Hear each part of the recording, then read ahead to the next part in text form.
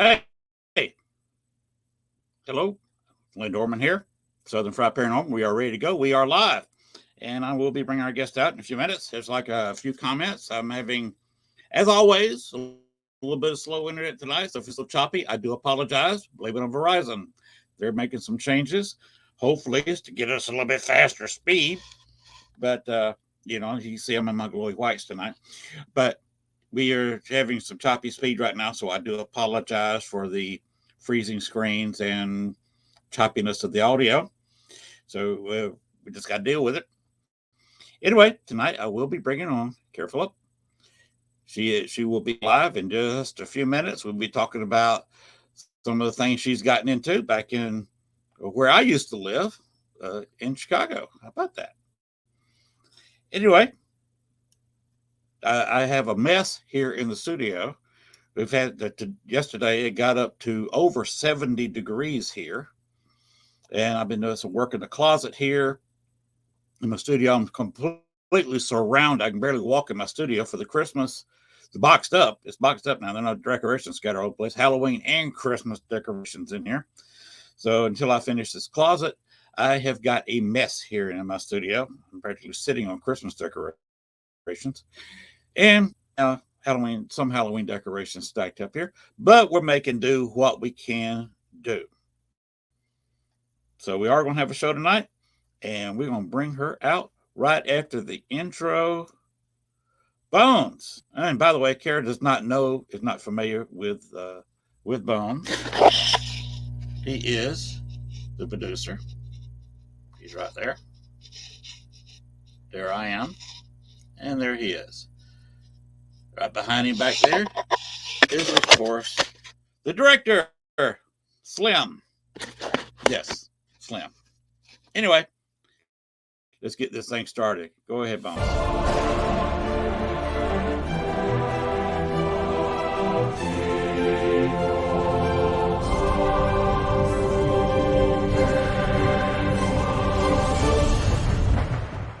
Warning, the following video contains strong language which may be offensive to some viewers and or inappropriate for children. The content within this video is intended for mature audiences only. Southern Fried Paranormal with Len Dorman featuring Bones. Catch us on Spotify, iHeart, iTunes, Spreaker, Facebook, Stream, and everywhere else you catch your podcasts. And of course, WLFE-DB.com.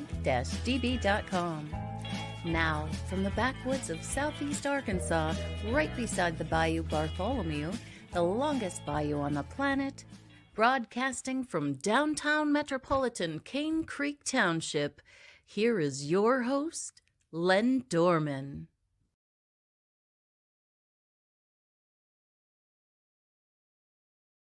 Good evening, everyone.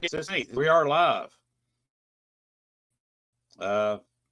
Mostly, anyway. We are on YouTube. We are on Facebook and the CRPS Len Dorman channel, and of course the WLFEDB YouTube channels. Of course, this is also being broadcast on the Southern Fried Paranormal podcast page on Facebook. And of course, WLFE forwards it to Spotify, Speaker, etc., all of your favorite podcast channels for later viewing. But you can see it on YouTube and Facebook absolutely live. Anyway, like I said, we got a little bit of a mess here, having combinations, slow internet, and a mess in the studio. But there is one thing that is going to turn a bad situation into a good situation. Phillip has a way of doing that. Just her being here spruces up and beautifies the entire surroundings. So let's bring her out right now. Well, thank you. Glad to be here. Thanks for having me. And hey, it's an honor. How are you doing tonight? I'm good. I drank some coffee because it's getting late at night here for me. So, but I'm glad to be here and glad you had me on. Well, I am drinking a Southern Delight sweet tea. That sounds delicious. Yep. With just a touch of lemon. I am live in Arkansas now, and of course I was born and raised in Georgia, But I did live for 14 and a half years on the south side of Chicago. Up by me. Yeah, I'm in the suburbs, but yeah, same idea. Lived here most of my life. We were on the my wife is born and raised on the south side. We were a couple miles inside the city from the south side. It'd take me, we were talking earlier, it would take me on a good day when traffic was kind of low, the traffic in Chicago, during the afternoon, I could get to Bachelor's Grove in about 35, 40 minutes from my house. Okay. I was more in the suburbs, so probably about a half hour from my house, but more suburbs. But we only went at night, so Right. it was always pretty clear. Now you're not supposed to go in there at night. You're not supposed to. So that's why I haven't gone in a long time, right? When you're younger, it's more exciting to do the wrong thing, the thing you're not supposed to do, and you're willing to, run through the forest and everything when you shouldn't. Nowadays, I would never do that.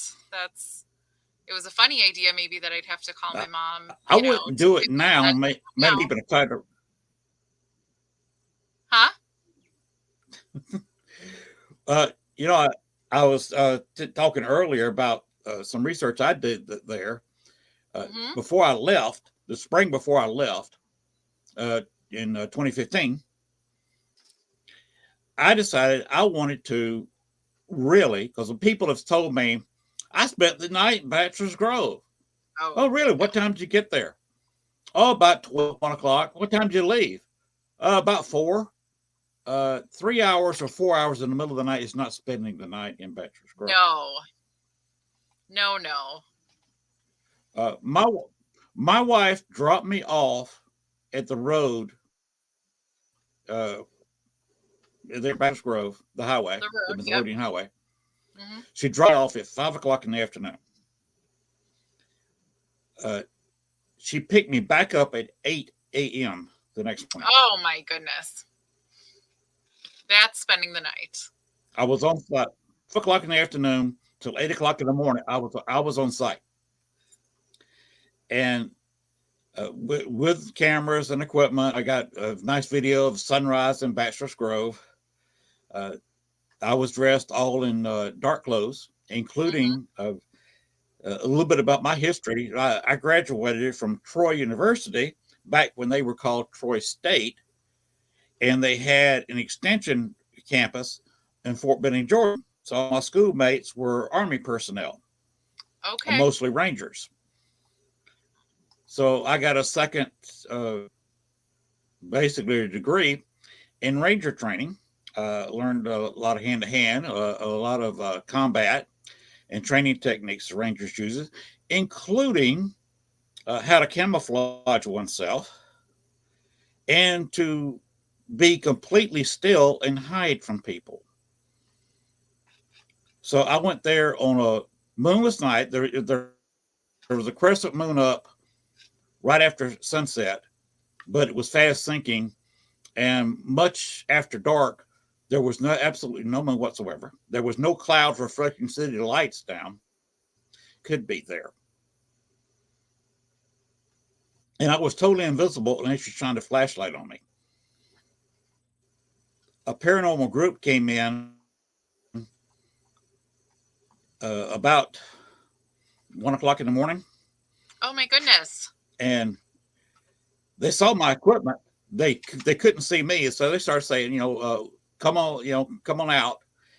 And I had a vocal track set up where I had walkie-talkies on different channels set up around the cemetery, and got on there and saying things over different channels, which made it sound like a different, because all the three, I would change the walkie-talkie channels on the one I had in my hand, and all 3 walkie-talkies I had strapped to trees were on different channels. So it sounded like I was talking, there was more than one person around. They went running and said, wait a minute, let's go back. So they went back and said, come on. So I had a very bright flashlight, and the leader was separated from the main group. So I hit my flashlight, and all remember I could see them; they could not see me. Yeah. I hit them in the face with a bright flashlight and moved as I've been taught very quickly on my toes and got right in the face of the leader, nose to nose, said, "Who the hell are you? And what the hell are you doing here?" And remember, he had no idea where I was. Yeah. And I in his face, I literally, our noses were almost touching. And I'm yelling at him right in his face. He almost peed his pants, as you Well, can I mean, imagine. yeah, just you're out in the dark like that. That is He scary. tried, and he said, well, he explained himself real quick. He said, "How the hell did you do that?" He said, "I'm an active duty Marine, and you come up here, you could have stabbed me multiple times with a knife before I even knew you were there." Well, that's the risk of going to the woods at night. And then I explained to him about the Troy University and Fort Benning, Georgia. I said, "Oh, okay, that explains that." So, oh, a little bit of explanation. Uh, I told you earlier that with Bachelor's Grove, so a lot of my regular viewers know this already. That I was thinking I had a photo. Here it is.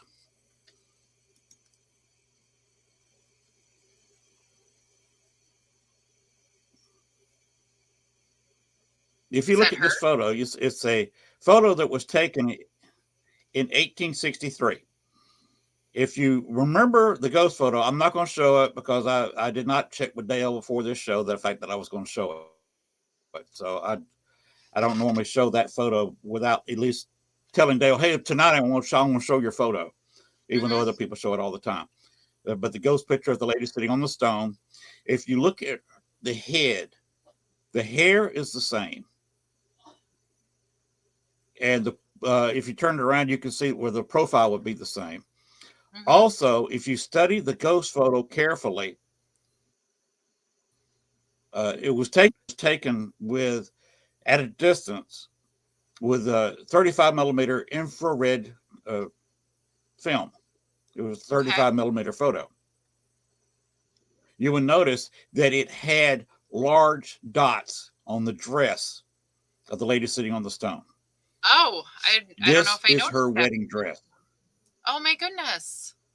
Look at that! Look at that ghost photo sometime, and you will see Yeah. she had spots on her dress. Oh my goodness. And Yeah, like I a will lot have of female ghosts, that she appeared in her wedding dress. And this was a real photo, their wedding picture taken in 1863 when John Humphrey got married to Amelia Patrick. huh. And the reason that Amelia goes to Bachelor's Grove or used to is this. Oh, okay.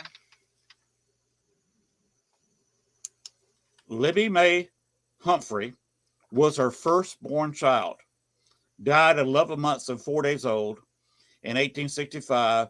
They buried her at Bachelor's Grove because they had already bought a cemetery he founded a new town. Okay. They bought some space in the cemetery there, but they were not ready for burials until 1869. So when Libby died at 11 months and 4 days old in 1865, they buried her in the Patrick family plot in Bachelor's Grove.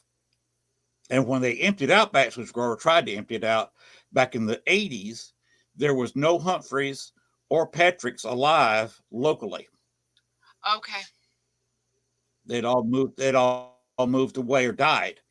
So there was nobody to move the Patricks. So the 7 or 8 relatives of Amelia Patrick, our cousins, a couple of aunts and uncles, are still buried in the Patrick plot, which is the second largest plot in Bachelor's Grove. And Huh. the reason that Bachelor's Grove is not as haunted as it was several years ago was because I knew I was leaving, and Libby knew I was leaving. We'd communicated several times. I played an interesting trick on her. I'll tell you sometime with her. We played a gag on somebody, and of course I was teaming up with a ghost to pull a gag, so that was interesting. But I told her that she learned to move. A child, of course, never learned how to move around. She could not open a portal to go to some place where her parents were buried. That's why Amelia came there every night, right at dusk, to come out up and leave. Oh, okay. That's where they were not there at night. Amelia would take her child and leave. And I told them, they said, look, go see the world. Get out of these cemeteries and go see the world. And I'm heard, she's not been seen, heard by Dale Kazmarik's group once or twice. She will answer him if he goes in the cemetery and calls out her name. Huh. She is, last I heard, she is not answering anybody else but Dale.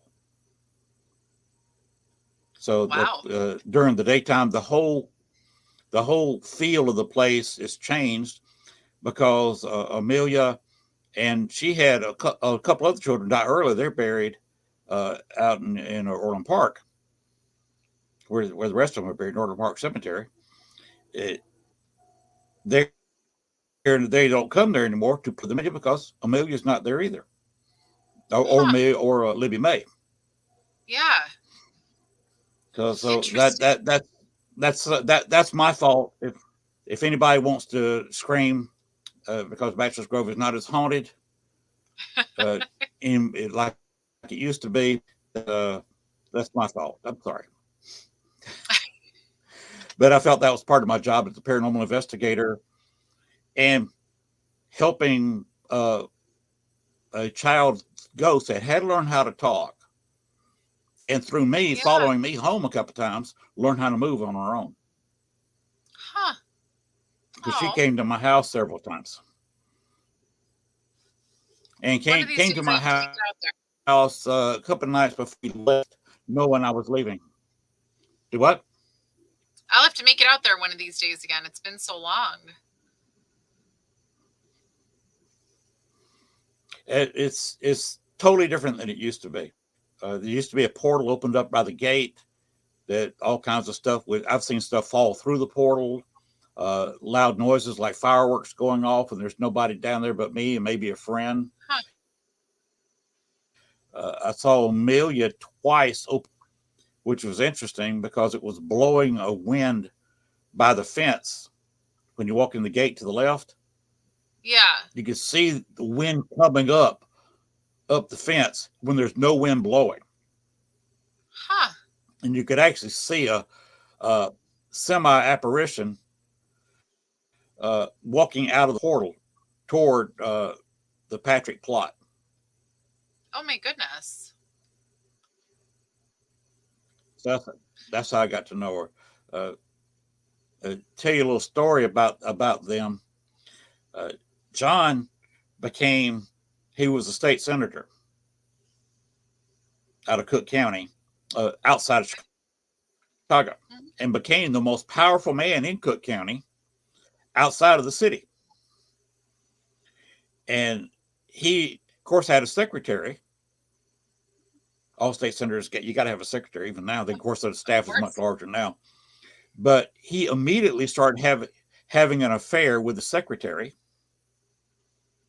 Sure. And he, of course, Amelia got sick and died in 1880. John married his secretary 6 months after his wife died, which, of course, was quite the scandal in the early 1880s. Yeah. And if you go to Orland Park Cemetery, you have John in the center, his first wife on one side, with her dead children buried beside on the other side of her. His Mm-hmm. second wife buried on the other side of him, with several of her dead children on the other side of her. So Oh my you can goodness. see where that will cause some issues in the afterlife. Yeah, geez. Good thing there wasn't a third, because there would be no place to put her. Uh, Or was there? yeah. Now, if you if you want to look at the, have you ever heard of the Humphrey House, Mm-mm. Orland Park? Not that I could Okay, look it remember. up sometime. I think it's the third. I think it's the third Sunday. You can go to the website and check this out. Uh, it's open for tour on a third Sunday. Uh, Okay. don't go in there with any paranormal equipment. They're not going to let you do that. But you can go in there and with a camera and take all the pictures you want. And you can go into his second wife's bedroom. Of course, back then, the husband and wife, he lived in separate bedrooms. And you can go in John's bedroom, where John and I had a face to, mainly because his original top hat is sitting on his bed in the Humphrey house.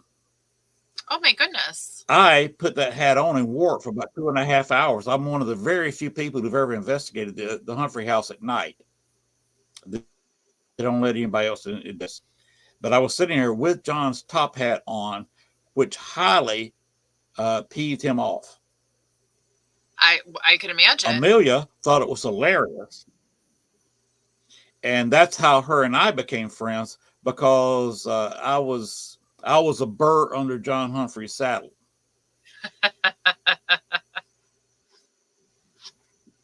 So she would enjoy that. Yeah. So that's how that got. She thoroughly enjoyed that, and she said, "I got to get to know this guy." So that's how we got to talking. The first time I tried to take a picture of her, she messed up the photo where it would show. It was on video. It would play on the camera, but would not download. Oh. And I was told by 3 camera people that that's impossible. Is if it's corrupted where it won't download, it's going to play. And I can watch it Yeah. all day long. Watch it right now on my camera. It just refuses to download, and then refused to delete. It was I tried to delete that thing, on and off for a couple of years, but finally deleted. And then I used the card until the camera finally wore out. Huh. After it supposedly got corrupted. Now that's just unexplainable. Camera people said, what you're talking about is impossible. Yeah. How interesting. Now the second time I tried to video her, she didn't corrupt it because I asked her. But I just thought I'd let you know that. No, that's really interesting. We have you're from Southside Chicago. Yeah, of course, just regular old-fashioned cameras. They were probably just like the instant cameras, or not instant, the disposable. I really have to go digging for these pictures. We have them somewhere in the bottom of our closet, but pictures, that we would take at Bachelor's Grove, so 20 plus years ago. And one picture we definitely have, a something at the gate, we said, oh, it's like a guardian, but it, kind of rounded, could maybe in hindsight be a portal. I have to find those, because many moves and everything later, they're just in a box at the bottom of the closet, and they just and you say, oh, I have them, I understand. And, but you just kind of leave them there, and you keep you say, well, they're safe there, I don't need to do anything to them.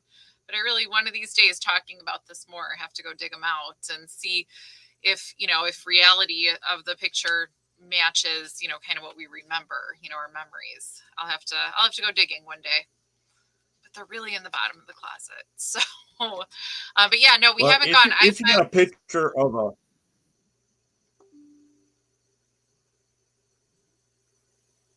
if you got a picture of a tall, dark figure, what you found, what you had got there, was the last caretaker, It was like it's lighter. It's like and also the whitish mist. okay. That's was it tall? It was, yeah, it was, imposing compared to the gate. Okay. That was the undertaker. I mean, an undertaker. It was the caretaker. Actually, the last burial in Bachelor's Grove, they buried his ashes there. I know Okay. where they are, but I do not broadcast where those ashes are. Fair. They since it was ashes, they put them in a container and got the longest postal diggers on the handles and went to the handles in the hole Oh, wow. to the end of the handles. So he's about he's buried about 6, maybe close to 7 feet deep in an unmarked place in a canister. And that was the last. He wanted to be. He had in his will. He wanted to be buried in Bachelor's Grove since he was the caretaker there for so many years. Yeah. And his ashes are there buried. I said, I know I can point to the spot, but I don't broadcast that. But you're not gonna. Yeah, no, I'll have to find that picture. It would take that me was 20, Huh? you find the picture because you got something there. Just probably you've probably got the last caretaker. He a lot. He's the second most photographed. In fact, he is the most photographed because the only real photograph of Amelia is, of course, the one that Dale Kaczmarek took. Yeah. Yeah, we always kind of seeing the picture called him a guardian. So dig that It if you felt can. like that. Yeah. Oh, it's back corner because this is, that box that you accumulate, for 20 years, and you just say, "Oh, that's where it is." It's one of Yes. those kind of boxes. So, but I'll have to dig it out because, if nothing else, it's a good walk How down many? memory. Yes.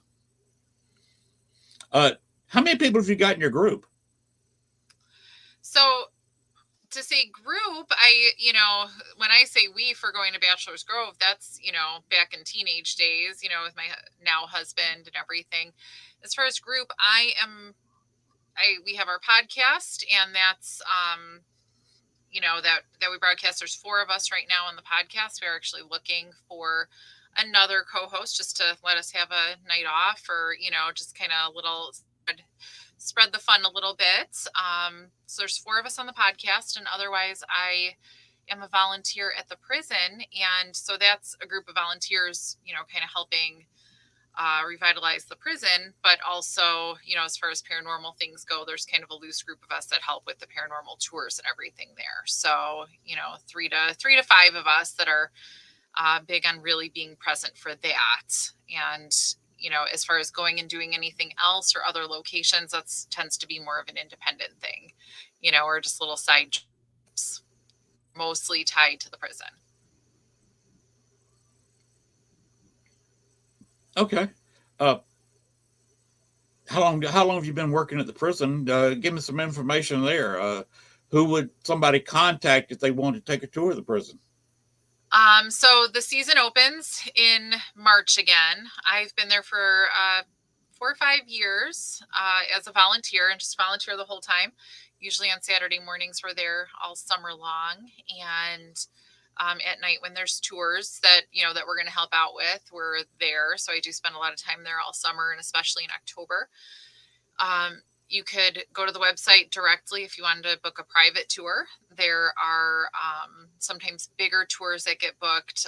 Like Dave Schrader was there a couple times last year. Dave Schrader and Chris Fleming, he has one coming up in this May that he'll be there. So it's a good way to get on a cool public tour. There are regular like history tours, kind of throughout the week, all week long, all through, March to November. And as far as paranormal tours, we're going to see what kind of bookings that'll be. But for now, they're private bookings.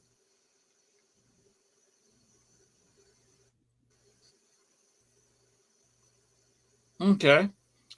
Little story about Dave Schrader. He's a great guy. Look, gotta love Dave Schrader. Several years ago, I had another incident, not involving Amelia, in Bachelor's Grove. And Dave heard about it and wanted to interview me about it for his old Darkness radio show. Yeah. So where do we conduct the interview? Where? In the middle of Bachelor's Grove Cemetery. Oh, how fun. That was a whole bunch of fun, as you can imagine. Yeah, it would be. Being interviewed by anybody or talking paranormal in Bachelor's Grove Cemetery is fun anyway, but when you're being interviewed by the Dave Schrader in the Bachelor's Grove Cemetery, that's the ultimate coolness. He is fun. So yeah, that would be really cool. He's a fun guy. I have absolutely nothing bad to say about Dave Schrader. 100% guarantee. Yeah, I agree. So that's why I recommend that's a fun tour to get on.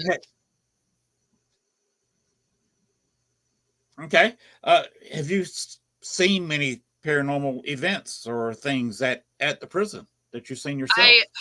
Yeah. So now I think for those of us that spend a lot of time there, me included, especially, it's a pretty normal thing now. When I first, I had plenty of like ghost experiences, seeing things, even back to, very early childhood. And for a long time there, I didn't, I didn't see, sense, feel anything. And I think just, I shut it down between, my work and just kind of my life. I probably just had no interest in being too open, to the other side for a while. Started spending time at the prison. And to be honest, I was seeing and hearing, some things, but I always just said, no, I didn't. No. It was, you almost hate to say, yeah, I saw something there, heard something, until it really jumps out at you, right? Until it really tells you I'm here. So there was one day I was, and I kind of kept saying, come on, guys, let's, show me something, because I spend all this time here, almost probably, in a friendly way, but almost taunting the spirits, being like, come on, just show me. So one day I was cleaning out one of the cells, kind of hoping to get ready for future tours. And I kept feeling, from the administration building, the big building in the middle, from the cell blocks, I kept feeling like something was looking at me. Somebody was looking at me. And just, it felt creepy. It really felt like somebody was really, kind of leering, or, something just really looking at me. And I would stop, I'd look up. I hated to even kind of walk that way, because it felt like something really, wasn't thrilled with me, just really. And that was unusual, because that's not usually how I would feel there. I wasn't really feeling too much there, of anything. So it was really unusual. I even said to one of my friends that, does go to the paranormal, tours, help out with them. I said, I really feel like there's something there. Do you see something? Do you, are you feeling something? Right at that moment, one of our friends walked through a door there and wrecked everything. And I said, well, never mind, because now there was a real person standing there. And so I said, oh, well.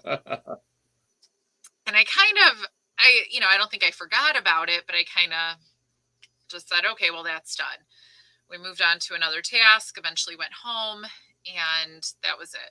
That night we did have a paranormal tour that we went on, and and I was helping with them, and, kind of making sure the guests stayed safe and where they should be. And I heard, and some of the guests heard, keys. Now, old prison keys, they're different from our little keychain keys. You know, they're heavy, big, they make a different sound. Right. And we kind of heard that sound, like that kind of, you know, kind of in the distance, but we could hear them kind of bouncing.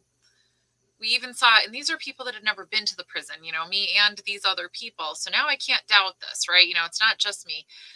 You know, like a point of light, like a flashlight. It wasn't casting light. It was just like a point, you know, but like you could hear keys and like a point of light walking.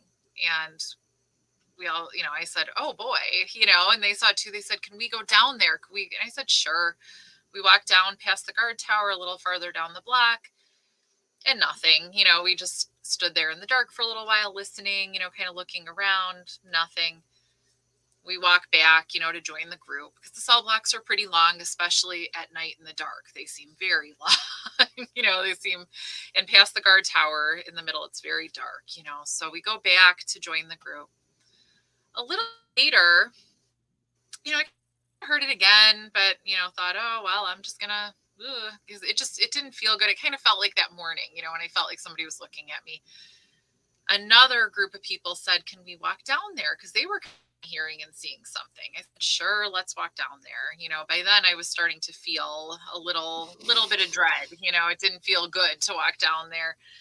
But I walked down there with them because there's never been, you know, nothing that scared me before there. You know, it was fine.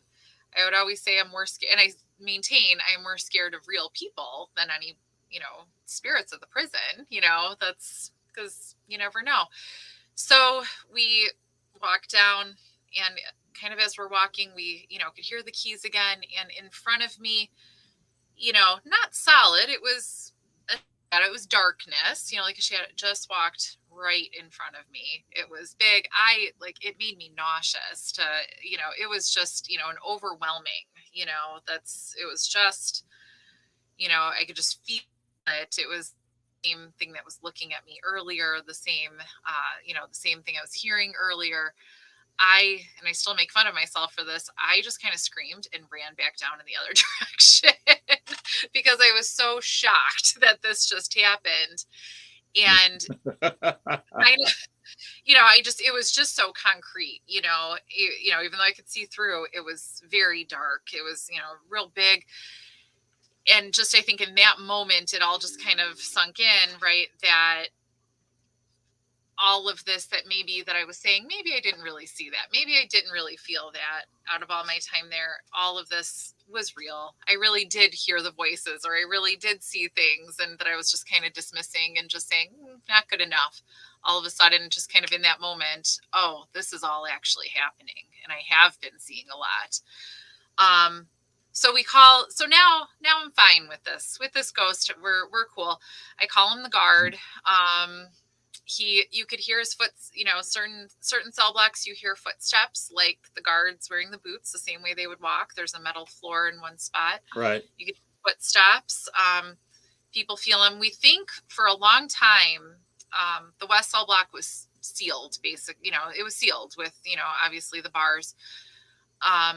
And there are people that would say, they would look down. We can see through the bars. They could look down and they'd say, there's somebody there. And I wouldn't see them. And I go, no. I mean, sure, you're seeing somebody. I'm not, you know. So that entity, that presence was never out walking around. We think because that whole West cell block was just sealed for a long time. Eventually, we did manage to open it up. And it wasn't long after that then we started to hear his footsteps, you know, and we started, and then eventually I saw him. And now it's not unusual. You can see him. He'll walk when there is a tour at night. When we're there at night, you'll see him walking, like watching us from an upper gallery. You'll see the shadow. Wow. You know, it's a normal, like I call him my guard now, you know, affectionately. We have, you know, guests will be there and I'll just be standing there. I'm not going to point anything out. I'm there just to make sure everybody's safe, you know, and interact, but I'm not going to point out, do you see that ghost? Do you see it? You know, I'm not going to do that. And guests will go, there's somebody up there watching us, isn't there? And I go, yeah, you know, and he's just there. Psychics have walked in, you know, and said, yeah, he's up there watching you guys. You know, that's what he does here. And, you know, with no prompting, people will say this. And even in investigations, with spirit box or, things like that, he will say, that if you say, are you a guard? He'll say yes. And we don't know, there's some guesses maybe to who exactly, for the more historians of our group, but he'll name our names. He knows some of our names. He'll say who he likes or doesn't like. He's kind of part of the group now. So now I'm fine with this. Just that first time I really saw him, I was not fine with it. Not at all. He's definitely not our only, resident that visits us. I don't see him too often, but people definitely see, like, we call them the leaners. They'll lean out of the cells, like you just kind of see, like, kind of leaning out of the cells. Like they don't know that they can leave their cells. Maybe they just look out at night. I see, like, in the cafeteria or in main dining room, I'll see shadows, like, moving around the edges, and that's how like, it's more active. If you don't see that happening, nothing's really going to happen on a spirit box or anything like that. You can tell when it's going to be active. You'll see shadows. They are active for us, so if a group comes in and, we don't interact at all, we're just there, there's less activity than when we're involved. They know us. We're there all the time. We've been cleaning. You can feel when we've been gone for a long time, you could feel their energy kind of when you walk in and you say, hey, we're here. They're used to us coming back, and it's like they're glad we're back. So it's, it's not for everybody, but for us. So yeah, really, it's getting to be kind of, it's almost disappointing when there's not some sort of interaction at this point. But I will say, for the first couple of years, I would tell you I really wasn't seeing anything, and some in our group still haven't seen anything. We hear voices. Doppelgangers will imitate each other. That is not unusual. That one always freaks us out, though, because we go, whoa, I really thought that it was somebody. Once it was our manager calling from the basement, like the visitor center, saying, you got to come down here, come down, help. And we all are going, did you hear that? That's because we shouldn't have been able to hear that, and it was saying, come to the basement. And it was his voice 100%. If he was truly in the basement, we shouldn't have been able to hear it really so clearly from where we were outside. And kind of in the confusion, all of us saying, should we go down there? What's going on? We didn't even know he was in there. He walked from outside the building. He was never in the basement, and we just kind of took that as, he laughed and he said, all right, we're probably just done for today. We're not going to go back in, because whatever that was, that wasn't a good feeling, trying to lure us all to the basement, calling for help. So, so that's not not too unusual. It may have been time to leave. Yeah, it was time that day. It was time. There was another really good one for, like, a doppelganger voice. There's sometimes events, public events.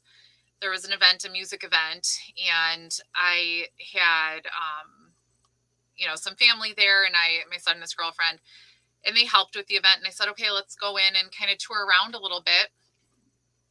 And, with somebody else that we volunteer with. And one of our friends and kind of the, main paranormal tour guide, Rob, he was giving a lot of tours that night to people. And as we walked in, he was walking out with a group. And okay, that's fine. We saw him, we talked to him. We got upstairs and we heard him that he was back. He, just kind of saying, hi, here's the West Gallery, just kind of what he would say, right? And we go walking further into the building, and our bats there, that's because there would be bats. There's bats. And again, I went running. The bats started flying, not at us, just in our direction. They wanted to fly out, but for some reason, it felt like they were flying at us. So we're kind of running and screaming. It was just the end of a long night by then, and kind of laughing. Mind you, my son and his girlfriend did not. They were fine. They're like, the bats aren't coming at you. Just stand still. You're fine. And we're like, no, we're not fine. And we go, and we get to the end, we get to the end of the stairs, and we get downstairs, and we go, where's Rob? Because if Rob heard us screaming, Rob would never not be running towards us. If we're screaming, he'd be there. And he was in the building, and we said, so we left the building because we figured it's time to leave the building. We go out, we find him way in the middle of the yard, deep in conversation with somebody. And he said, no, when I left, I didn't go back in. And so we're like, what was this one trying to do to us? Where did it want us to go? Because it was 100% him coming back in the building. We all heard him. We all know his voice. So these things, it's from inside the hospital building. It has, mimicked employees before. So whatever it is, this happens. And so that's normal occurrences. So all these things that are pretty normal, by now for us. And a friend once described it. He goes, when you talk about it, when you talk about them, it's like you're talking about your friends and you're really protective of them. And I go, yeah, I am, by now, because we do spend so much time with them. And it's a cool thing. It's a cool thing we get to do. How amazing, we get to have these experiences. I think over time, the energy is kind of, picking up maybe, and sometimes it's not always as positive as in times past. I think there's definitely, energy ramping up as it's more and more public and more people and more tours and everything. There's more energy there certainly than there used to be. I think it's really picking up. And some nights, Yes. galleries, some places don't feel as good as other areas. But I mean, we do have to remember it's a prison, and there are a lot of people that, met their ends there more than they're going to record. And a lot of people that had really horrible times there. So I think between, echoes of the past and intelligent hauntings and, just everything, some of them are just going to not be so nice. So, but some of them are pretty nice, and some of them are, it's, you feel just fine. So that is one of my favorite things in the world. I'm really glad the place is up. I'm really glad you're doing that, because this one place was just opening up as I was leaving Chicago. And it's one of my regrets. I never managed to get out there. Of course, I have several friends up there. Ursula Belsky, you've probably heard of her. I think she's been out there. She has been. Nick Millay. Nick Millay, I believe, has been out there once or twice. I don't know. Probably. I just don't know. He's into big paranormal unity. That's it. That's his thing. I think he's talked about being out there a couple of times. That's one of the regrets of the places in Chicago I did not go. And it's fascinating listening to you talk about it. So I appreciate you doing that. Yeah, no, it's one of my favorite things to do. And I mean, just the space is so cool. Even if there weren't ghosts, it's still just delightful. Who doesn't love, well, there are people that don't, but who doesn't love just all of that, just awesome, history, but also kind of that, just decay over time and, just, that grittiness and everything. I think it's just gorgeous. And I think it's just the best place. And the cool thing, it's how, the paranormal intersects with, like the history, with it being Prison Break and, more importantly, Blues Brothers. So that whole interest in everything, it makes it just such a cool place and such a cool thing to be part of. Oh, by the way, that's the theory you're talking about of having more energy with more people going through and having more activity. That's a theory I happen to believe in, because it's been my experience there. If you want to see paranormal groups going into something and the spirits discover that, wait a minute, these people are trying to take my picture, they're coming here with this ghost box thing or an echo box or something where we can actually talk with them, suddenly the activity increases the more they seem to learn how to use these devices. And when you're Yeah. introducing a new device, they got to figure it out. What are they Yeah. doing? Are they here to hurt me? Does this, uh, should I be afraid of this person? Should I be afraid of this device? And then all of a sudden they discover, these people aren't doing anything. Yeah. Well, I think of So like a that REM pod when you touch it, these people maybe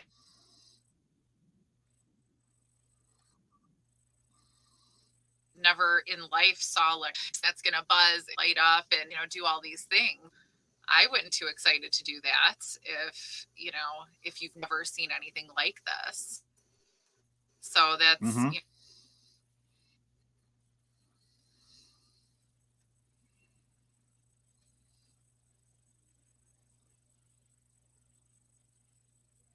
Okay, she froze. oh, we lost it there for a second, or at least I did. Well, to me, you froze, and to you, I probably Yeah, froze. yeah, that's what I was gonna say. We That's a slow lost it internet there for a connection. second. Okay, now it's gotten a little faster. If I was going to tell you that to start with, should have. If I freeze or if I disappear, just keep talking. Okay. I'll be back. All right. Okay, it's halfway. Let me run a couple little commercials. I just do them orally. I keep asking for video to show it this time. Nobody sent me one yet, so I'm still waiting. Email sitting there empty. Messenger, they can send me that way too. Anyway, what I want to talk about is a couple of places. I have to show you what I'm getting into down here out of the Chicago area, which I used to be in heavy, of course. I now, the Gypsy Soul Holistic Fair run out of Texas. This one advertises last year, October 29th and 30th. They have the Gypsy Soul Holistic Fair in Oklahoma, Texas, and in Hot Springs, Arkansas. I will be appearing at the Gypsy Soul Holistic Fair in Hot Springs, probably in April. They have not yet set the location or the date. They usually have it in a very haunted hotel in Hot Springs. So trust me, haunted hotel, yes, there will be some live ghost hunting being shown on Facebook and YouTube. So, because that's just me. And something else I will be going to in October, you've probably heard of this event, is, of course, the Fear Fest Paracon in New Orleans. It will be held in October. Date and location to be named, but I've already told them that I will be there. It will probably be in one of the older hotels. If it is held in a newer convention center, I will personally be staying in one of the older hotels, because almost every hotel in New Orleans is haunted, trust me. And this is hosted by a friend of the shows and personal friend, Phoenix Jensen. She is the chairwoman for the Fear Fest Paracon. Her and I are supposed to be doing something together. She will be probably back on the show in the spring, probably talking about the Gypsy Soul Holistic Fair, because she's kind of big there. So I probably will be doing some ghost hunting with her and her group in Hot Springs, and definitely in New Orleans, which is someplace I personally have done a lot of ghost hunting in, which poor pitiful me, I got to ghost hunt in Chicago and New Orleans, among other places. New Orleans is my favorite. So poor pitiful me being able to ghost hunt, because from my front door, going the speed limit, we can get in a car parked at my front steps, and in 6 hours we could have that thing parked in the parking lot of a hotel and be standing in the middle of Bourbon Street 6 hours later, going the speed limit. That's awesome. Yes, in Southeast Arkansas means Southeast Arkansas. We can hit the highway going south in 45 minutes. We're in Louisiana. It's kind of weird, the route we got to take. We got to leave Arkansas, Louisiana, then turn east. Because New Orleans is east of the boot. If you look at boot shape. Yeah. In fact, when Arkansas plays LSU, they have a trophy they call the boot. Because if you look at Arkansas, Louisiana together, it looks like a boot. Yeah. And you got to get over to Mississippi for a while, and right over Mississippi, and then go back into Louisiana. So I've been there quite often. The wife goes with me. She doesn't ghost hunt with me, but we've had some interesting times in New Orleans. You said you've gone there? Oh yeah, it's my favorite. You It's don't more than recognize 6 that, do you? hours away from me. No. Yeah. I'm 12 hours away from you. Yeah. So to drive down, it would take you 12 hours to get to me, another 6 hours to get to New Orleans. So you're looking at about 18 hours.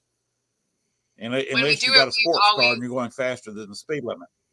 usually we drive and drive straight through. My husband will drive straight through.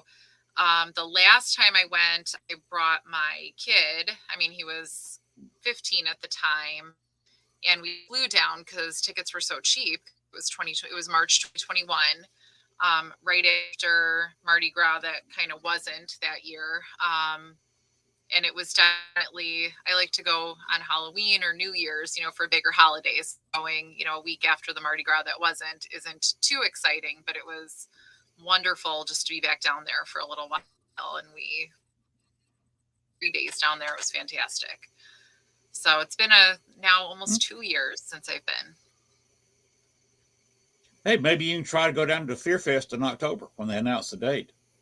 October is busy though. We're busy up here. We got all of our stuff. Yeah, you are. It's going to be hard for you to get away. Yeah, and then my son is really into he has a haunt, so I mean we have all of our haunted houses up here that I have to go to, and enjoy. I have to live every moment of October, so I can't do anything in October other than all the fun stuff. How's your son? How old that one? Your son now? I have a 20-year-old and a 17-year-old. So they're old. Just looking at you, you don't look old enough to have a 20-year-old son. Well, thank you. I am, but thank you. Unless you're pregnant at 11 years old.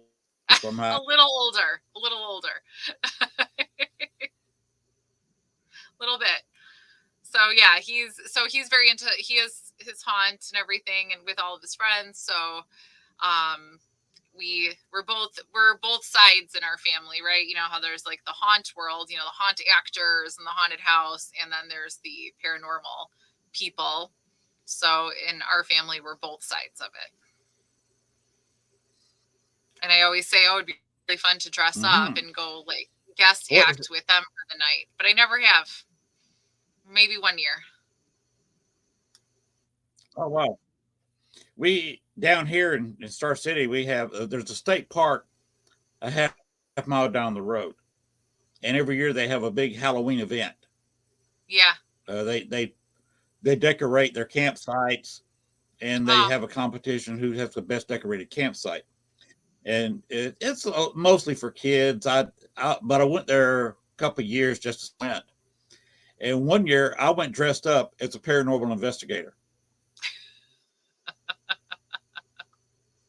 Could they tell what you were? Which got a few laughs. Could they tell who it was? Yes, I didn't have any makeup on at all. I just had a K2 meter in my hand. Okay. A camera in my hand, and was in my black coat with my black hat on. Okay. Scared some kids. So what are you dressed up as? I said, I'm the person who dressed up realistically tonight. I'm a paranormal investigator. And you can see the people on either side of me in the little shuttle going from the parking lot to the main area move over a little bit. Not a lot of paranormal investigating in your area? People don't. No. I am a group of one Yeah. Nobody wants to go. Uh, they don't like me in any of the churches, so I don't even go to church here because people know I'm a Mhm. paranormal investigator, and most of them don't believe in ghosts. They think that people like us talk to demons. Some people think that. That's okay. Yeah, that's okay. Everybody's entitled to what they want to believe. Yeah. So where else have you investigated in the Chicago area besides the prison? um, as far as really, well, I am excited. I'm going to meet a new group this Saturday that I haven't met before. And it's actually real close to me, so I'm extra excited for that. We're going to be investigating it's part of the Will County Historical Society. It is the I&M Canal. So the I&M Canal connected Chicago with New Orleans, basically. So it's, it completed the network. It was the initial canal that you could travel all the way, down the country. Right now it's a little tiny creek, and in some parts it's not even there, but where I live, it still exists, little, of course. But we are going the original office for the boss of That's the canal they built. that canal. Yeah. So it's That's the the very canal they old. built before they built the, the big one there. Yes, before the big one. So actually, yeah, now, kind of geographically, you take some big bridges across the Des Plaines River, and then the big canal, the still in use canal, and then the little, I&M canal. And in some spots it's just a little bit of mud, in some spots it's not there. In Joliet, it merges to be all three together for a little while before it separates out again. So it's, it's not continuous anymore, but the I&M Canal was a very big deal a long time ago. Abraham Lincoln even, went down it, it was a big deal.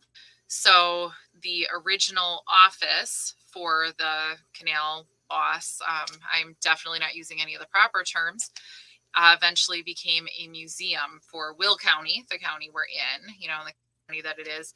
And I've only been during the day to this little museum, and you could, definitely it's, it has, whether it's all of the artifacts they have in there, all of, all the clothes, all the dresses, all the maps, all, just everything that, was so part of people's lives, or the location itself. There is definitely during the day something there. I went with my kids a long time ago and then realized it's not really a kid museum, so I didn't bring them back. But now they're investigating at night, so I'm really excited to go do that. I'm really excited, so I'm just going, on my own to meet all these new people. So I'm excited to do that and be able to focus more on that.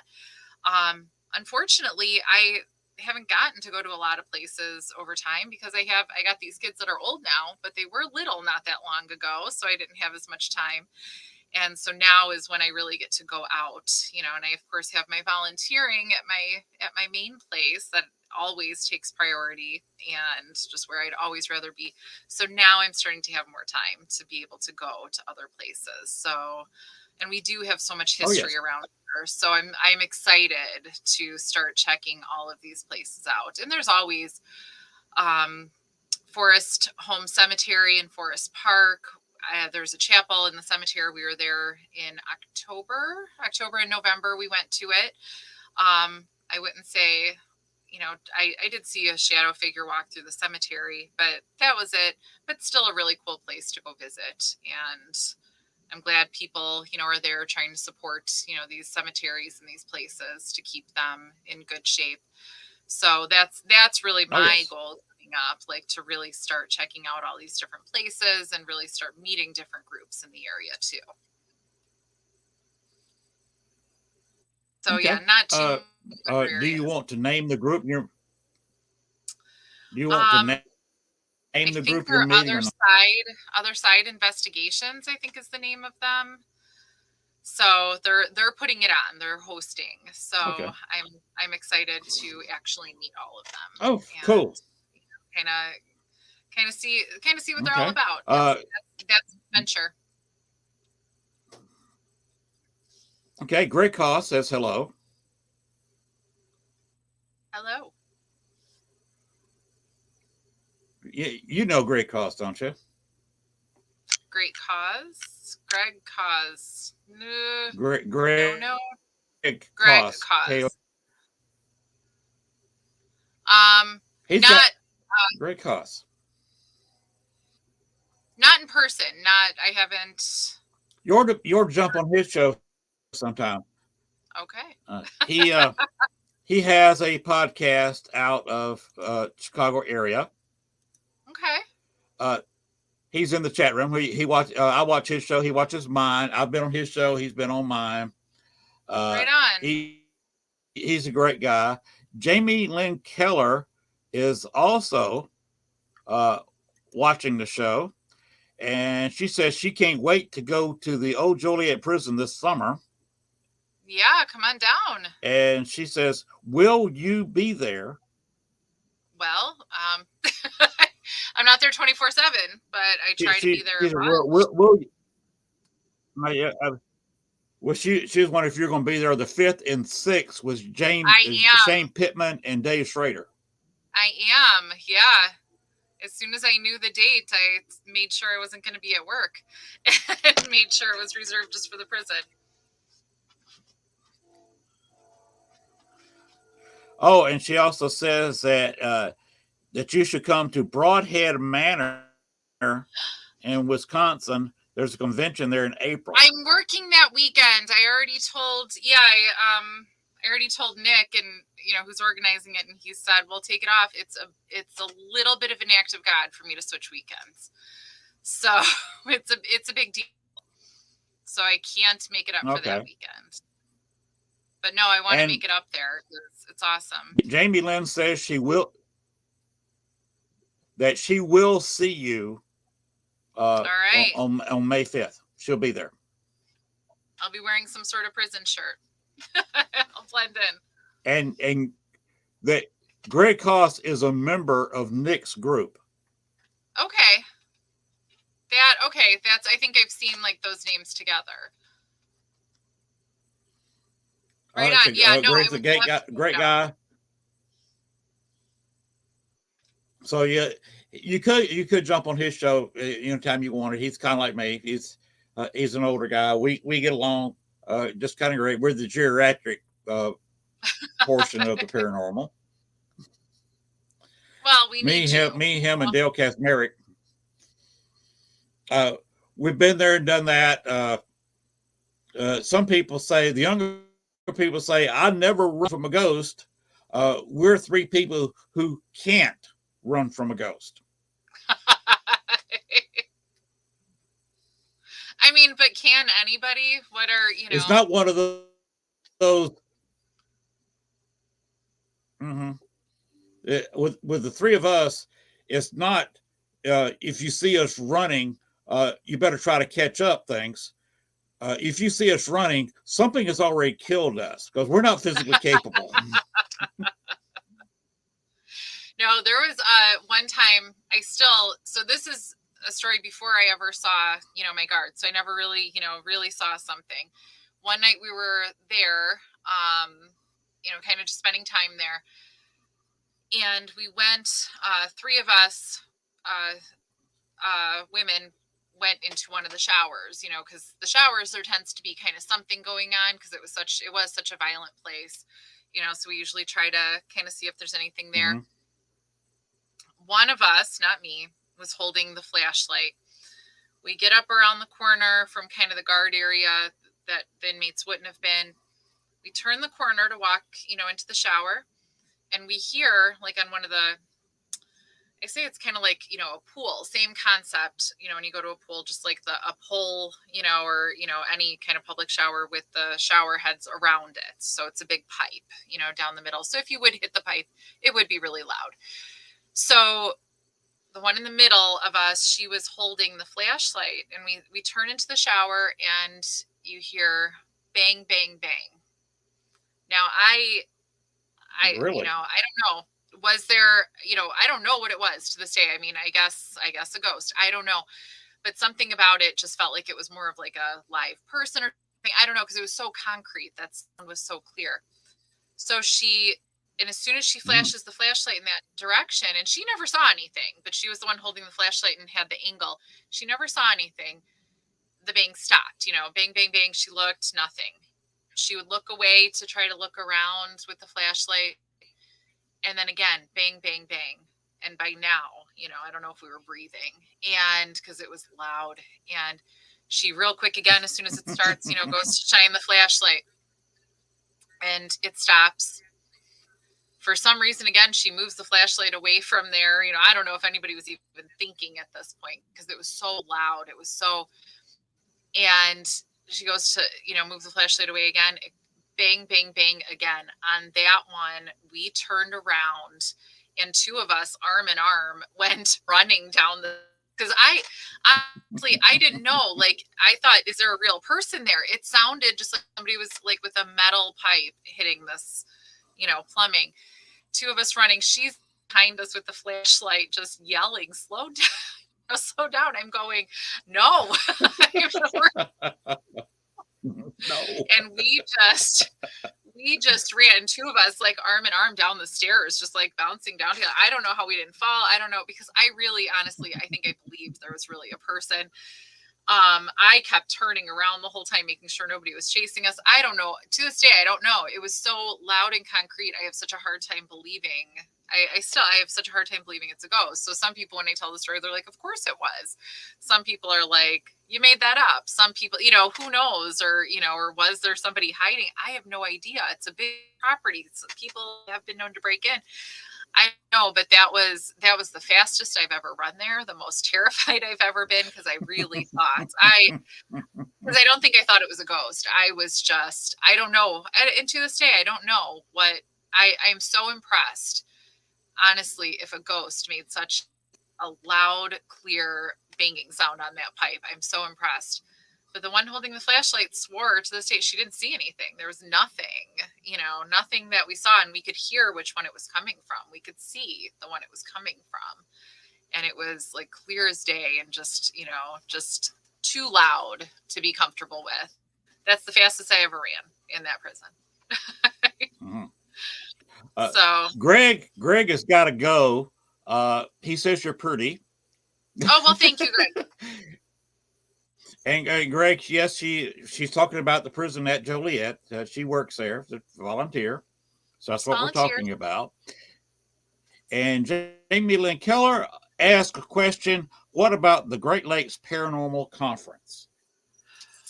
Which one is that one? Is that the one that's like way up in Wisconsin that Shane Pittman will be at? Like Glen Beulah or something like that? Is that what it is? I don't know. She's got to type that in.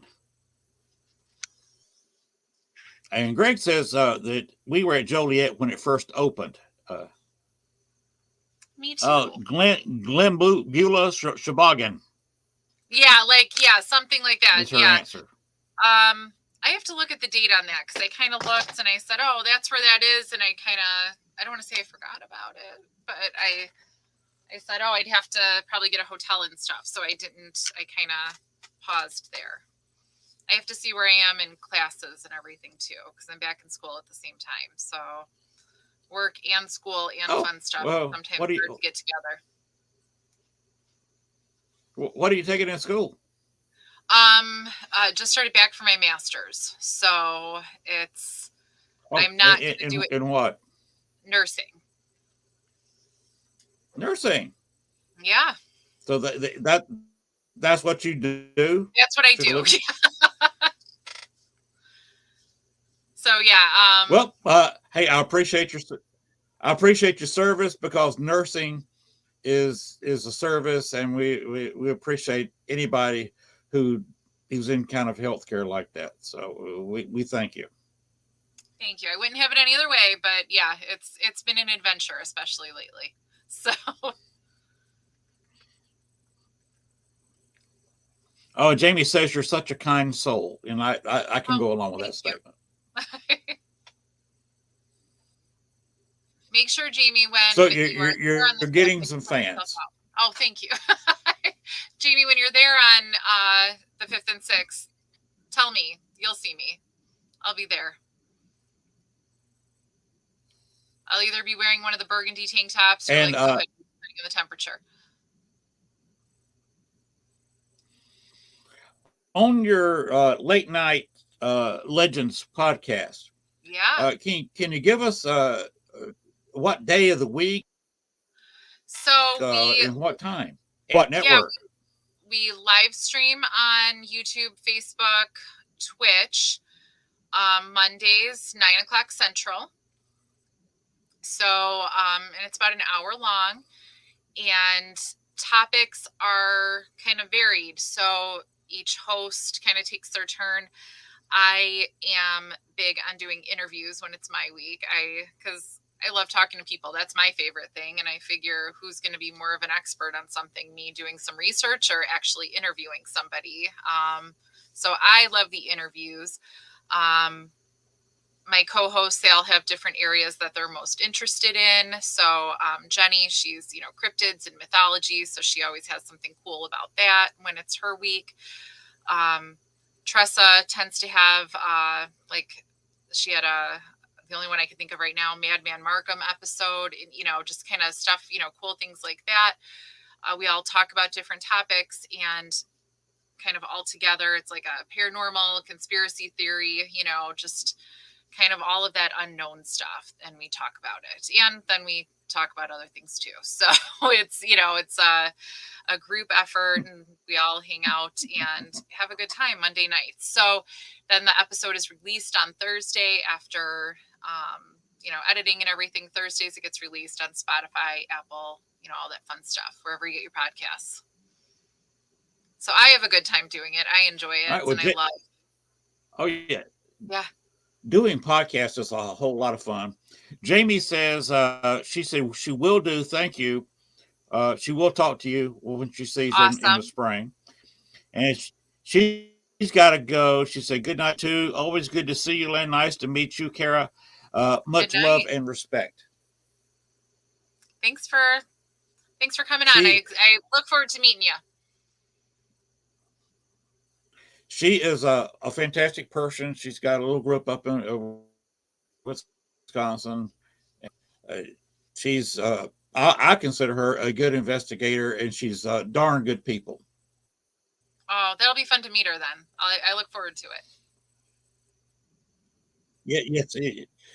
Meeting her or Greg is an adventure. They are nice people. No, that'll be awesome. I look forward to it. I'm excited. I'm so excited about this event in May, because it'll just, these bigger ones that everybody gets together. I love it. It has a cool energy. Mm-hmm. Wish I could go up there about that time, because it'd be fun meeting up with you and of course Jamie too. Be a lot of people that I know there. But I bet, yeah. That's a long trip. Mm-hmm. And I don't think I'm going to be able to do that. Plus, the Gypsy Soul Holistic Fair in Hot Springs is either April or could possibly be May. I'm not sure yet. They've not set the time. So, and that's on my calendar. That's close by. And by the way, I tell you a little something about Hot Springs. There is a gentleman of my acquaintance, and you've probably heard of, that has it's fiberglass, but it is a statue made of him. Used to have it outside on the sidewalk, but they had to bring it inside because people kept stealing it. That's what you get when you make a statue out of fiberglass and not bronze. People tend to walk off with it. Of a famous visitor to Hot Springs, Al Capone.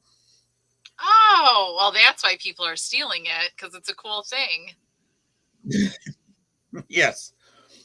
And you heard Phoenix Jansen will be, of course, as the chairwoman of the Fear Fest in New Orleans. She, of course, is a very good friend of the person who runs the Gypsy Soul Holistic Fair. And her and I are planning on going to that restaurant and talking to the ownership of the restaurant and seeing if we can do some Echovox and Ghost Box sessions with that statue. That'd be interesting. That'd be cool. Especially because Al Capone does not like me. How do you know? How do I know? Yeah, how do you know? Well, let me tell you. Bruno Rodi was his one of his top bomb making guys, Okay. and I kind of, I wouldn't say befriended, but with the help of a psychic, got him to leave a location he was stuck in Chinatown, on the edge of Chinatown, Okay. Chicago, where he was holding between 20 and 25 other spirits just so he wouldn't be alone, because he was stuck there because, he was a mob guy. And we got him where he released them and he can move around. We did not send him off to the other side. We just talked him in where he could move around through forgiving him, because he had attacked me a couple times. Oh. And Al Capone knew of me because of this and didn't like me kind of more or less befriending Bruno. And he doesn't talk to me, but he does give me some dirty looks when he sees me around. So it'll be interesting if we could contact him in Hot Springs. Yeah, no, that will be interesting. So the old Haunted Hotel Fair, been there for a long time, and I believe Al Capone actually was in that hotel soon after it was built. Huh. So I might be able to contact him, if not the restaurant, contact him at the hotel. Because there was a lot of mob figures come down, especially during the winter, to soak in the hot springs baths there in Hot Springs, Arkansas. So that's something I'll be looking at. That'll be an awesome experience. Yes, it will. And of course, I will be trying to do that. I've never done a ghost hunt live on Facebook or YouTube, but I'm going to get everything hooked up on my phone and pad and see what I can do. No, that'll be a cool thing. That's cool. When is that? So that should be interesting. I'll be. They have not set the date for it yet. Probably April or very early part of May. If I bet $1 on there, I'd say it'd probably be in April. All right, we'll have to watch out for that. That'll be fun. So I will be announcing, when it is and etc., where I'll be. So that should be a whole heap of fun. And Hot Springs is only about 40 minutes or less away from here, less than an hour. Oh, how nice! How nice! Hot Springs. It's south of Little Rock. Little Rock is 75 miles away, so Hot Springs is a little bit further west, but not that far. So figure 75, 80 miles, about an hour drive from our front door. Not bad. That'll be a fun time. That'll be awesome. So I don't have a big. I didn't do a whole lot this past year. The wife had some back surgery early in the year, so we couldn't go anywhere. But we're going to Hot Springs because she can just sit in the hotel room and sleep while I'm out ghost hunting with Phoenix, probably. I put her in interesting places. We did a battlefield here in Arkansas, and I pulled up to the location of the old farmhouse. It was actually kind of a small mansion there at the battlefield that was used as a hospital for Union and Confederate after the battle. And I was, doing an Echovox session inside the footprint of the old house. Oh, okay. And it turned out the battle actually started at the front door of this mansion. And I'd parked the car on the old road where the battle started, right where the first wagon to the convoy, the caravan that was at the head of the column, which I don't think you've been in the military. Attack a column. Uh, you take out the first one or two vehicles, be it a car, be it a horse-drawn wagon, and you take out the last two at the end of the column vehicles, and that way it's hard for anybody to turn around. Okay. They can't. They have nowhere to go because the road is at both ends, and then you can take on the column, piecemeal. And the first opening shots of the battle were, of course, at the lead wagon, and that's it was parked. Because they stopped for a minute, right where I parked the car. Oh. So when she found that out, she was all kinds of creeped out. Because she was sitting in the same geographic square yard of the first death of the battle. Yeah. No, that's really like that you picked that spot to park. How interesting. Yeah. Yes. No, that's cool. Kind of strange. I knew the house was there or used to be there, and I just pulled right up to where the front porch was. So Yeah. it's a dirt road. It doesn't look a whole lot different than it did back then. Yeah. And of course, it's got some graves around it. It's talking about the battle and talking about the inside of the house. There were some 12 and 13-year-olds, and then later on, after the battle had cleared, were acting as nurses for months, getting people back up where they could move and go back home. Yeah. If you can imagine 12, 13-year-old daughters acting as nurses to soldiers that could not move. The last one left 6 months after the battle. That's amazing. That's crazy. That's asking a lot of a 12 and a 13-year-old. They made them different back then, though. Those 12 and 13-year-olds, they were a little different than they are now. Yeah. Right. Well, we'd be horrified now having our 12 or 13-year-old daughter watching a movie that's this graphic. Yeah. Of legs being amputated, blood squirting, and surgeries, and soldiers screaming in pain. We'd be horrified them watching this on a movie, on TV. Yeah. These girls were actually nursing and assisting in all this. So yeah, a whole different set of, I don't know, very mental different abilities or whatever yeah, than today. very much so. Because when I was 12 years old, I couldn't apply a bandage. Well, and for them though, they had, not much choice though, right? Like this battle just happened and now they're stuck with these people that, survived, thank goodness. You have not a lot of choices. You got to just kind of nurse them back to health so they could walk away. So they even could leave you, because we did, they certainly didn't have the facilities we have now. You just kind of were stuck with these people now. Like they just were yours now until they got better. So you just had to do it. No one was picking them up and whisking away to the better hospital.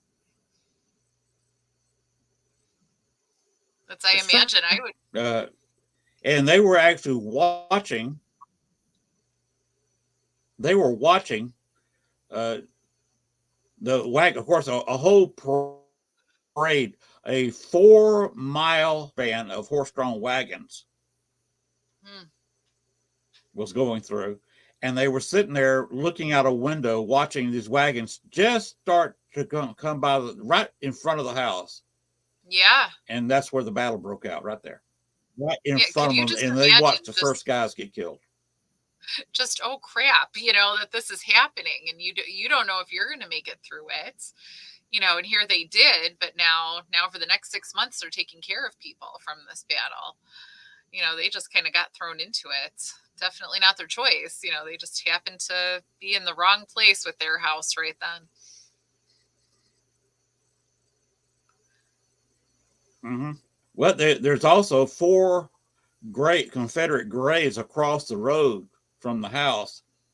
A couple of them unknown that were, of course, the people in the wagons shot back at the people shooting at them, and there was four of them dropped right across the road from their house. They just buried them where they were.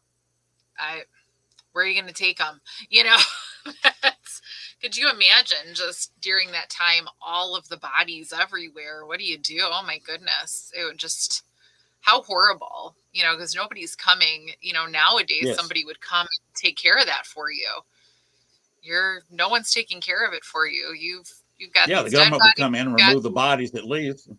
Yeah, you've got these dead bodies, you've got these live bodies, you got all this stuff you got to take care of. How what a time. What a difficult time. Definitely different from what we would ever be accustomed to. Yes. And that's what happened. The family, of course, the families were rather large back then. They had to go around through their fields and just bury the bodies where they were. And then, yeah, oh my goodness, are they farming after that at some point? You know, what a crazy, you know, just, but I don't know if this, you know, seemed so foreign to them as it does to us. You know, now you said to us, all right, in your fields, Right. bury some bodies real quick because this battle just broke out in front of your house. I feel like it wasn't as wild of a concept for them. I'm sure they didn't care for it, but I'm sure there was a little bit more normalcy to it than it would be for us. You know, how crazy. And well, and You're right. You can see how there's so many. It had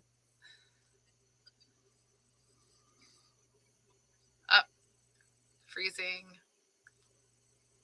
Okay, so I'll fill in. You can see how there's so many, you know, spirits when you go to these battlefields and everything. What an end.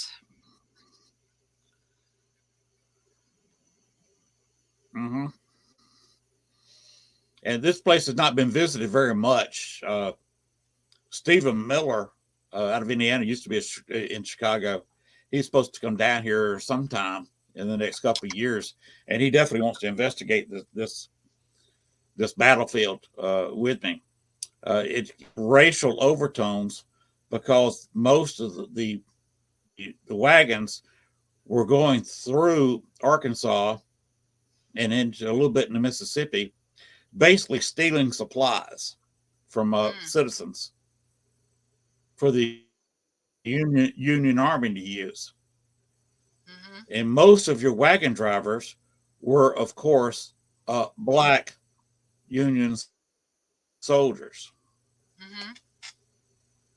And the white Confederates did not take black soldiers prisoner even when they threw down their guns and surrendered.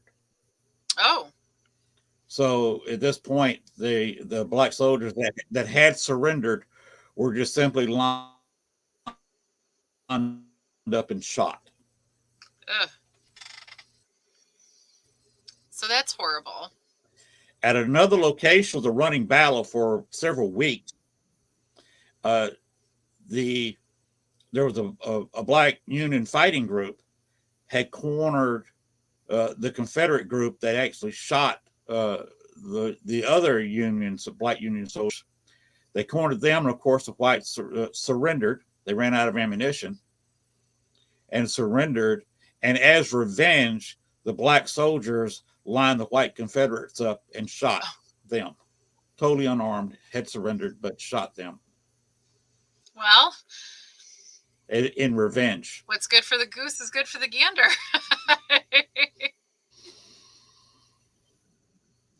So yeah. What a have you ever?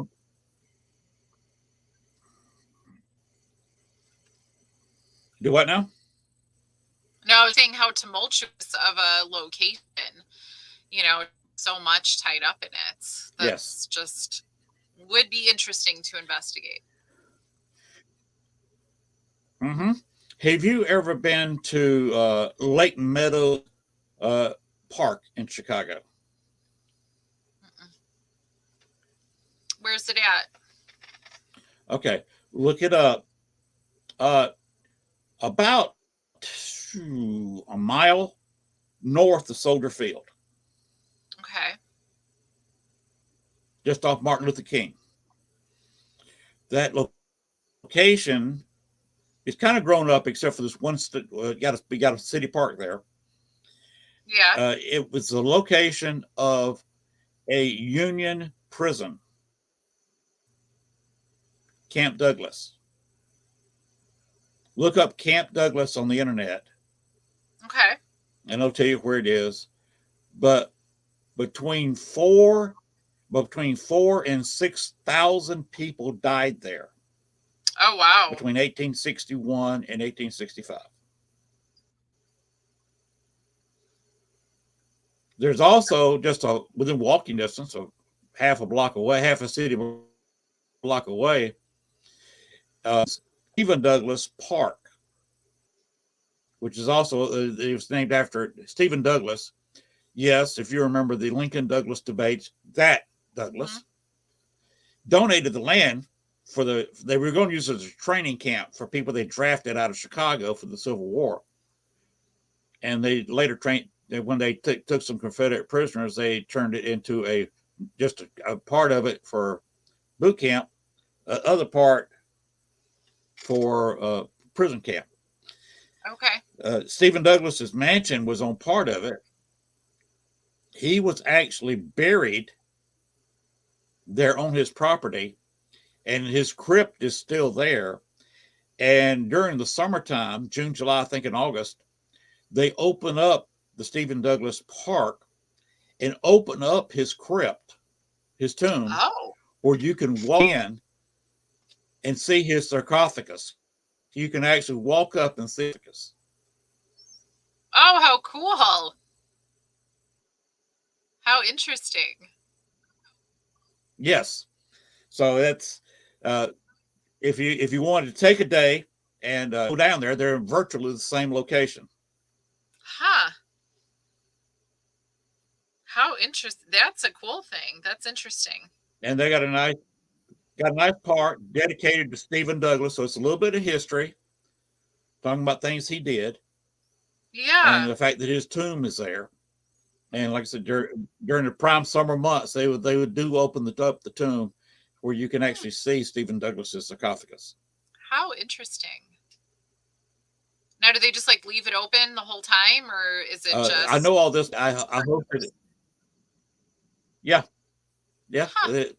They during the 3 months they just leave it open. Now they do close it at night, of course, when they close up the park. It's heavily fenced, so nobody can get in there because that's not the best neighborhood in the world. I was overnight event. It took me 2 years negotiating with the city of Chicago to host an event there, and I timed it late in May. I think it's when they first opened up the Stephen Douglas Park, and people who would actually investigate Camp Douglas were able to go over to the Stephen Douglas sarcophagus. Were absolutely amazed that they could walk up there and take a selfie with their cell phone standing next to their sarcophagus. Yeah, that's crazy. Like, that's amazing that they do that. That's so wild. I don't know about that neighborhood. I'm going to be honest. So look into that. Carry your sons with you if you go there. I was going to say, I don't know. Tend to drive by that area kind of fast. And there's a little shopping area there. Little shopping strip.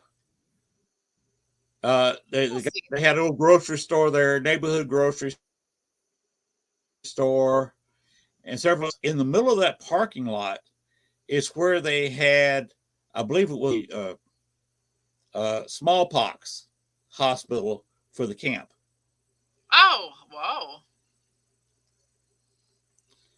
And right behind there is where the original University of Chicago building was, which was right next door to the smallpox hospital. So they had smallpox going through their open windows going into the University of Chicago.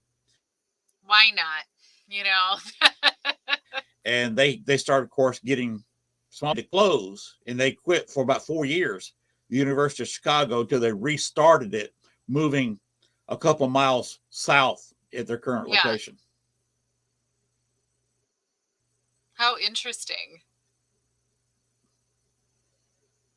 No, that's really cool. So that's just a little bit of interesting Chicago history. Of course, relates because my wife's a graduate of also where the Obamas went to school and taught, was at Yeah. University of Chicago. Well, yeah, no, and I hear they're doing, Which, of course, they're working University of Chicago is a little bigger now. his library there.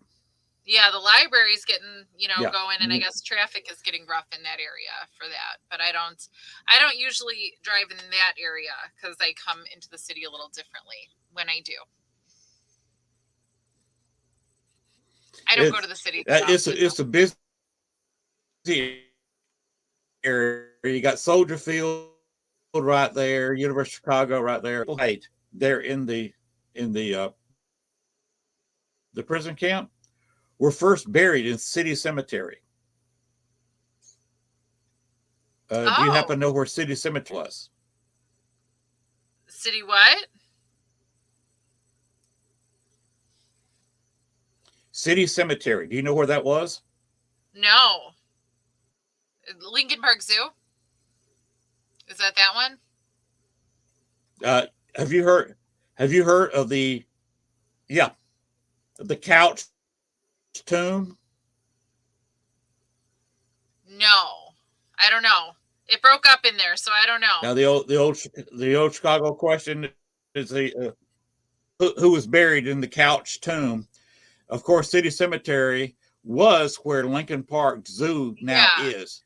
And when they expand Lincoln Park Zoo, every time they dig a new cage, they find dead bodies of people who were buried in City Cemetery, because the jerk that was supposed to move the graves, move the headstones, left the bodies. I mean, it's faster. You could say you got the job done real quick. The Confederate soldiers, the 4,000 to 6,000, were originally buried there in the City Cemetery, but then moved to Oakwood Cemetery further south. Actually just the other side of University of Chicago campus. That's where anybody who was anybody in Southside Chicago is buried there. They've got 2 baseball commissioners. If you remember the scandal that cost the governor of Illinois a little bit of jail time when he sold Obama.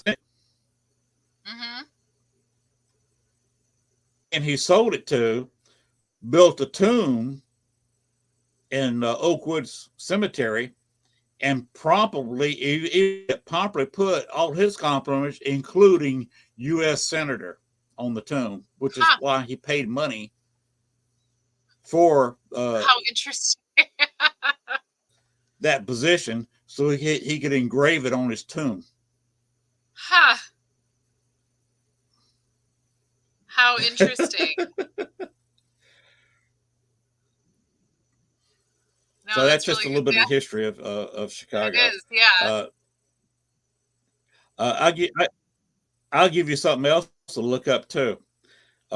When you have time, look up Marnie Yang. Okay. And my name. Just put Marnie Yang, Lynn Dorman in the search of YouTube, and you'll see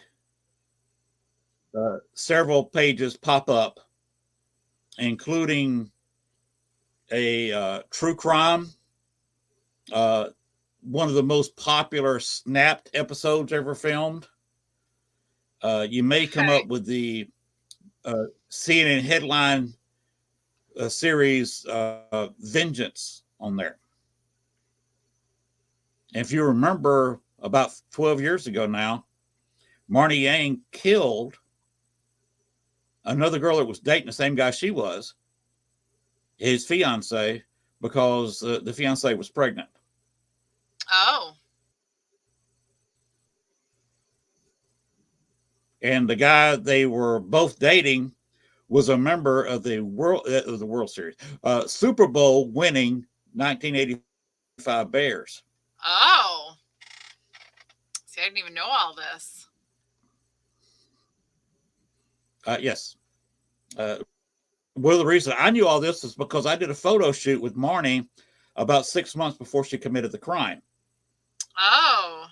So I had both papers from Chicago calling me because I had photos of her.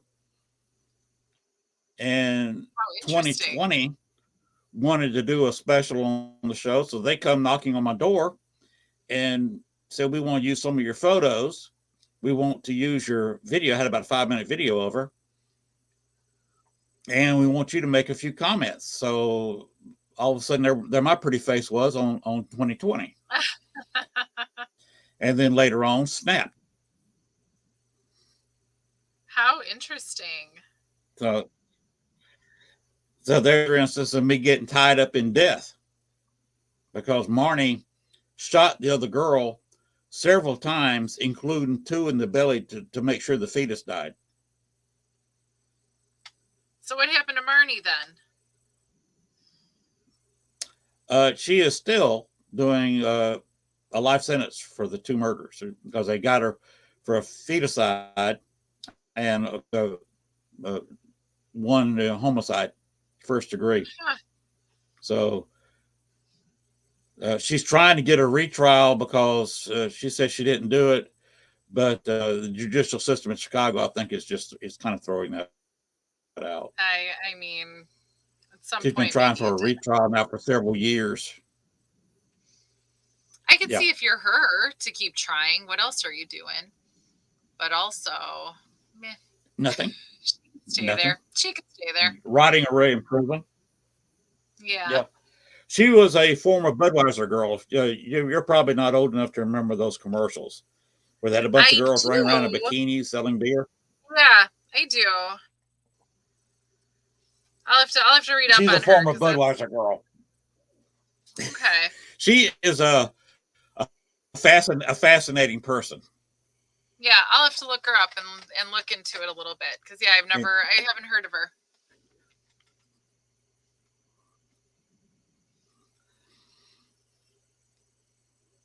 But I am.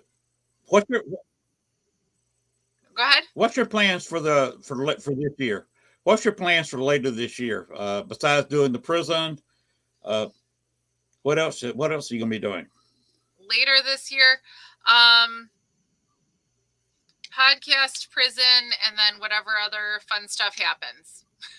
So, other than like other podcast, prison, work, school, that's a lot of stuff already. So whatever other fun stuff comes up. So if there's any like any conferences that work out, I would love to go, but it has to work out, and we'll see. We do actually have coming up on the 5th, 4th and 5th. We'll be there on the 5th. In Elgin, there is a podcast festival that we're part of.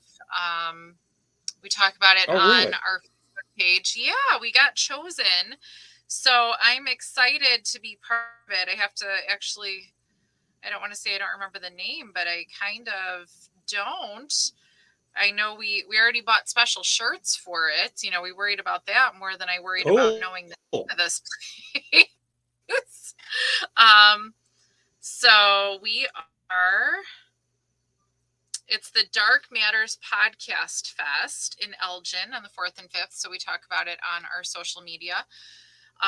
So we'll be going on the 5th. So I'm excited for us to go do that. So yeah, I mean, I don't really have good concrete plans for the, later in the year, because what comes up comes up, and I tend to fill every moment with something. So there will always be something that's happening. I just don't always know what it is yet. Mm-hmm. Of course.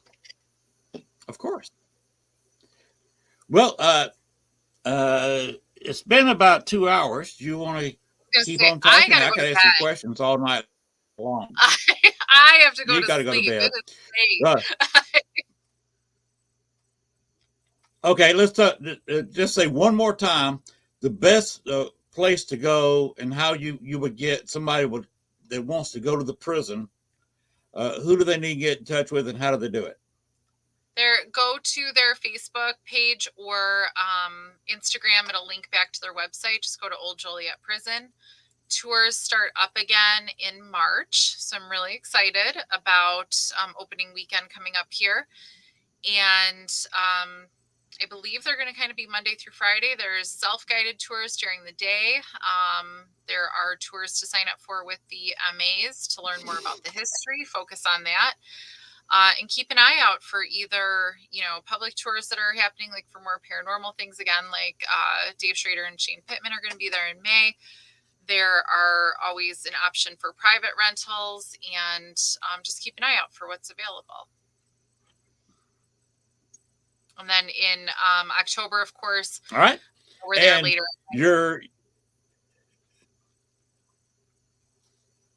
Of course, everybody wants to go there Halloween.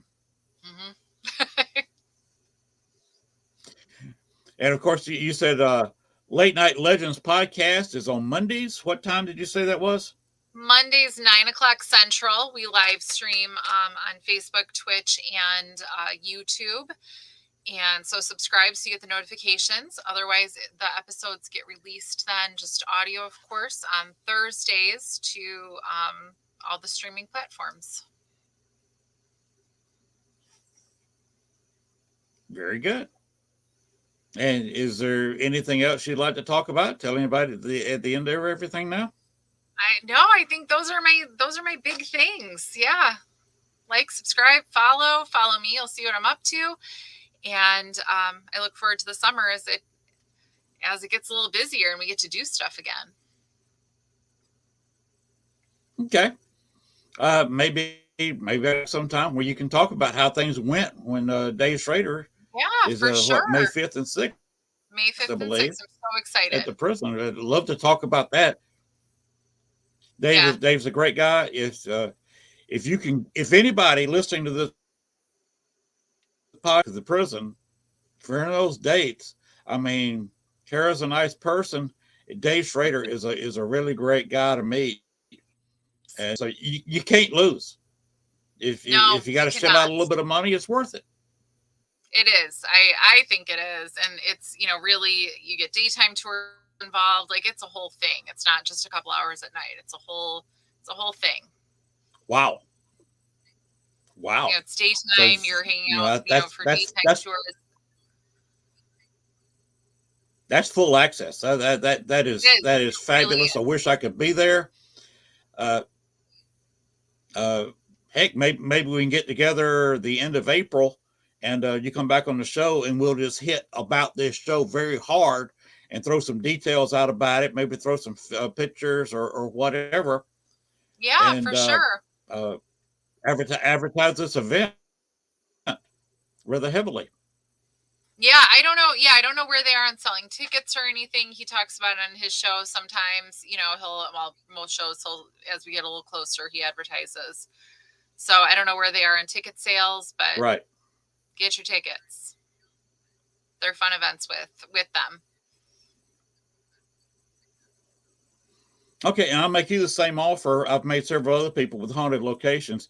If you wanted to put a 30-second video together about showing the end of the prison, then showing on the screen, where you are, some kind of phone number, if you got a phone number or website, just like I said, 20, max 40 seconds. And want to send it to me via messenger, I'll be glad to show it during my halftime. Sure. Yeah. That's when the season opens, I'll have more access again to be able to walk around a little bit more. I'm sure I have plenty of old stuff, but yeah, cool. I can get new stuff too. All right. Right on. Thank you so much for having me. I really appreciate you coming on tonight.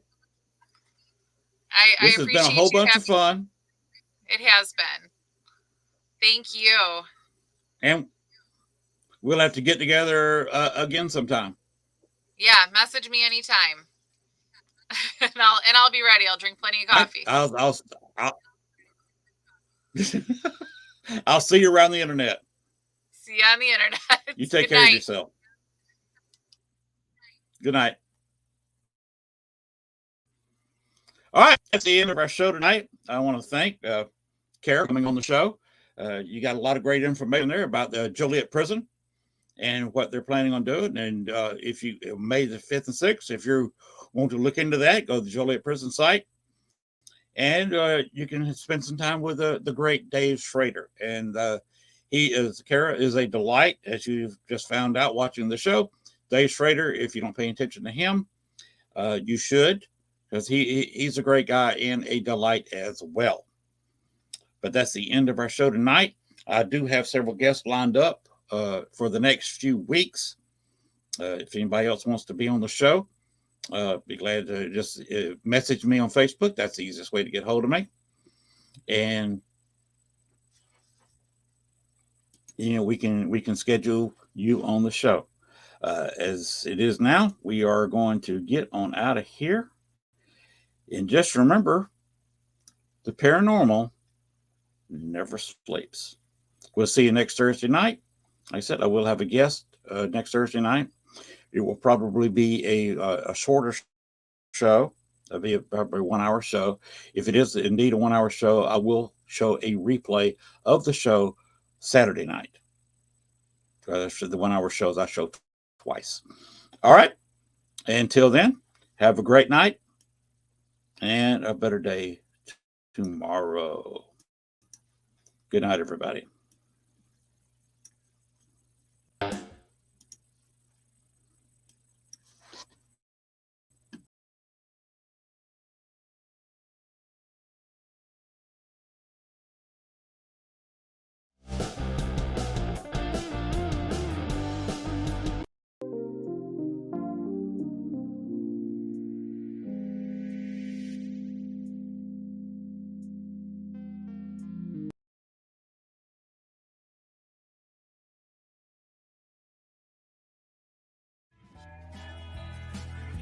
Thanks for watching our show.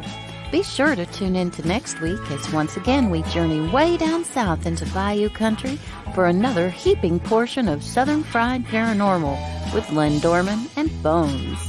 Make sure to like, share, and follow. Y'all come back now. You hear?